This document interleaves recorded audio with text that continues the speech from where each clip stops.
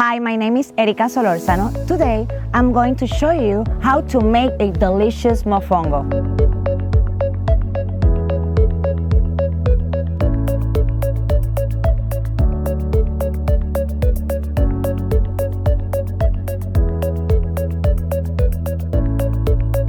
It's basically mashed plantain with a little bit garlic, salt, olive oil, cilantro, and chicharrón.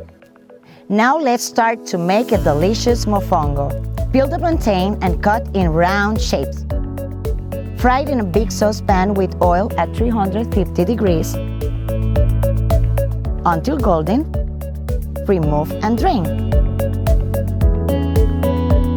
In a wooden mortar, alias pilon, put some olive oil, garlic, salt, cilantro, and chicharrón.